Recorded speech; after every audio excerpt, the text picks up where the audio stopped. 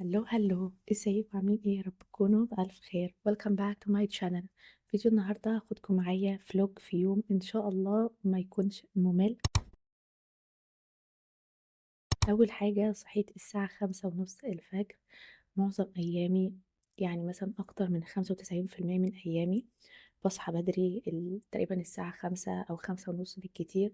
بحب ان انا ابدا يومي قوي من الوقت ده، عشان بحس اهم حاجه فيه ان انا بصلي الفجر وحاجات تانية كتير. فبحس ان لما بصحى الوقت ده بنجز حاجات كتير اكتر بكتير بكتير بكتير من ان انا بنجزها لما مثلا بصحى متاخر على الساعه 9 او 10. فاول حاجه دلوقتي هنعملها ان انا هتوضى واصلي الفجر واقول اذكار الصباح، وبعد كده نشوف بقى هنعمل ايه.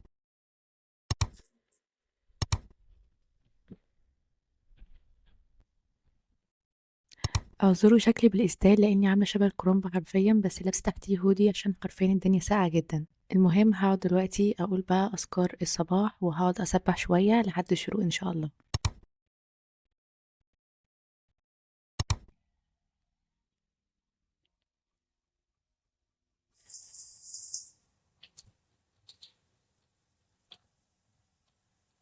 يلا نعمل السكين كير بتاعي. استخدم الغسول ده والفرشه دي وبعد كده المرطب والسيرم.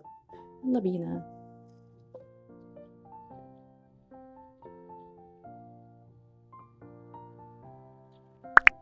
بعد كده هحط السيرم ده،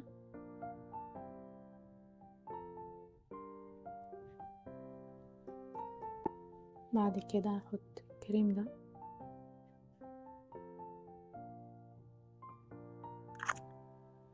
وشي في الشتاء بينشف بطريقة بشعة بجد. بعد كده بحط الاي كريم ده.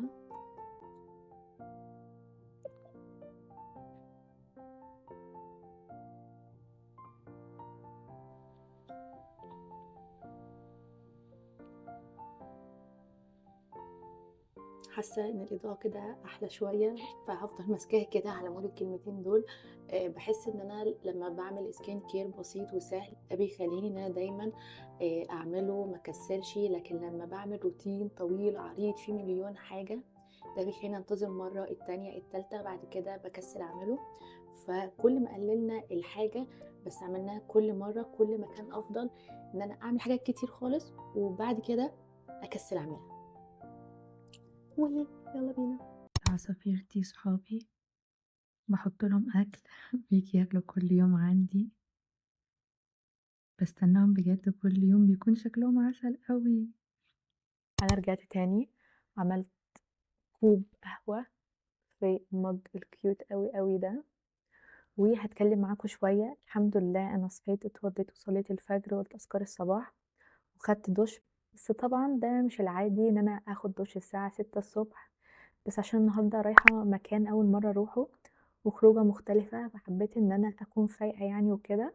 فعشان كده خدت دش وعملت السكين كير بتاعي. بس حرفيا الإضاءة كانت بشعة بشعة، يعني بالنسبة لدلوقتي بشعة يعني. فمش عارفة إذا كنت يعني هنزل الفيديوهات دي ولا لأ، بس اتس اوكي يعني ايه، هنشوف. المهم هشرب دلوقتي القهوة بتاعتي وهقرأ الكتاب ده، اسمه ابدأ بالأهم ولو كان صعبا. الكتاب ده حرفيا فظيع فظيع، بيتكلم عن 21 طريقة ازاي تبطل تسويف ومماطلة والحاجات دي اللي ما شاء الله حرفيا أنا أستاذة فيها، أستاذة في التسويف والمماطلة. المهم بعد ما اخلص ان انا اقرا الكتاب شويه هبدا بقى ان انا اشوف هلبس ايه. المكان اللي انا رايحاه عباره عن ورك شوب كده، زي مكان كده فيه خضره وجنينه ومزرعه وحاجه زي كده. بيكون فيها مثلا بقى يعني انشطه معينه، زي انك بتلون، انك مثلا تعمل قوالب من اعتقد يعني من جبس ومن فخار وتقعد تلون عليها وتاخدها معاك. بيكون في اكل بقى اللي هو الاكل الطيب زي بتاع مثلا الفطير والشاي والحاجات دي كلها. حاسه ان هي تبقى خروجه مختلفه عن مثلا الكافيهات والمولات والحاجات دي كلها. فبجد ان شاء الله ان شاء الله هصور الحاجات دي ويكون فلوج لذيذ يعني ولطيف. وبس كده. هاقعد دلوقتي بقى أقرأ الكتاب. أنا حرفيًا الحاجات بتاعتي اللي أنا باعملها الصبح دي اللي هو الروتين بتاعي، أنا باعمل فيه حرفيًا مليون حاجة، عشان كده أنا باحب إن أنا أصحى بدري، عشان باعمل حاجات كتير جدًا، جدًا قبل ما الناس تصحى أساسًا. فلو أنتم عايزين تعرفوا الروتين الصباحي بتاعي، اكتبوا لي في التعليقات إن أنا أعمل لكم الروتين الصباحي بتاعي، وهاخد رشفة من القهوة. ما حدش يتخض، دي قهوة بلبن مش قهوة يعني سادة، بس يعني بلبن أهي، إن شاء الله ما تقعش عليَّ. مشروبي المفضل كل صباح إن أنا أعمله، هاقعد بقى أشرب القهوة وأقرأ الكتاب وبس كده. يلا بينا.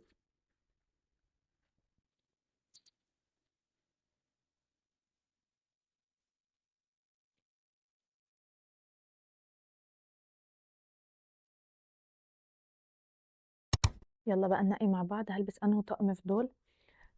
ده بلوفر رصاصي كده تقيل مع بنطلون وايد ليج اسود، وده سويت شيرت مع الكاب ده، حاسه ان هما ماتشنج موت مع بعض، مع البنطلون الوايد ليج الجينز الغامق ده. مش عارفه، محتاره ما بين الاتنين، وحاسه الاتنين مريحين بالنسبه يعني للمكان اللي انا رايحاه والفايبس اللي انا هعملها. بس محتاره، بس حاسه ان انا هروح بده افضل. دلوقتي احنا وصلنا للمكان، بجد المكان يرد الروح، السما تحفة والنخل بجد فظيع فظيع فظيع.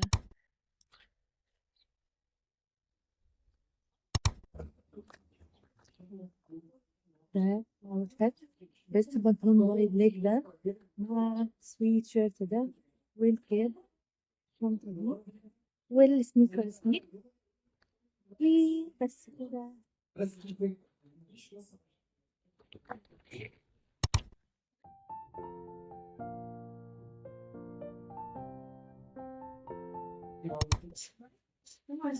احنا بنحط هنا ميه ماشي. وبعد كده بقى حطي ميه هو ده وبعد كده قلبي. ماشي، خش يا باشا بالجوان.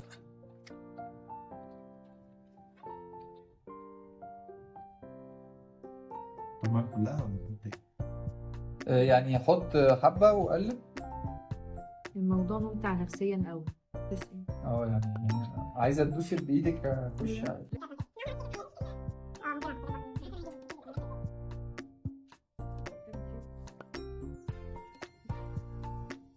انا حاسه ان هي كده حلوه، صح؟ ممكن.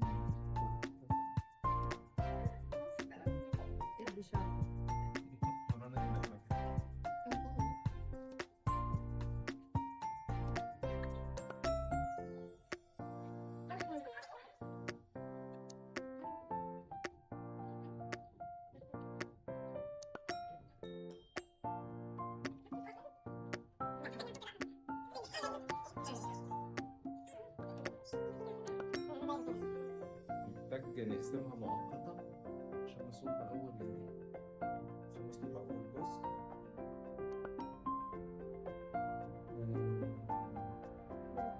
عايز تصب مؤقتا؟ قضي عادي.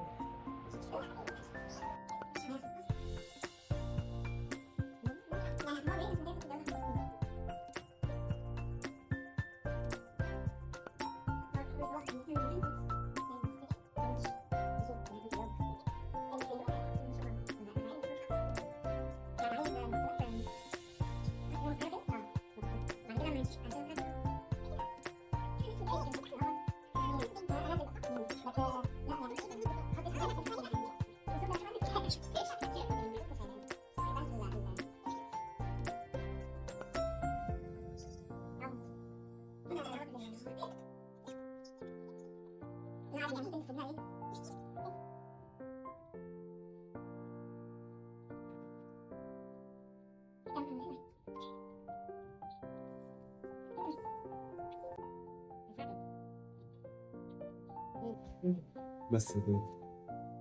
خلاص استني.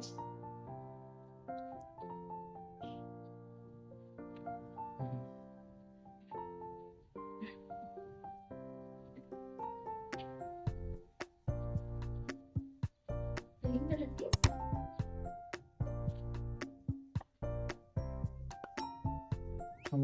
خلصنا أكل الفطير وبعمل دلوقتي نسكافيه. بجد الفايبس ولا أروع، بجد تحفة تحفة. يوم حرفيا يفصلك من أي حاجة ومن أي خروجة، يعني خروجة مختلفة جدا. دي حاجات كانت الناس اللي قابلنا في الورك شوب دي هي اللي عاملاها. دي زي بوت كده زرع، بجد شكلهم تحفة. دي حاجات الناس اللي جم قبل كده عملوها، ودي حاجات بيحط فيها الأقلام، ودي تقريبا برضو. دلوقتي في المطبخ بنعمل نسكافيه.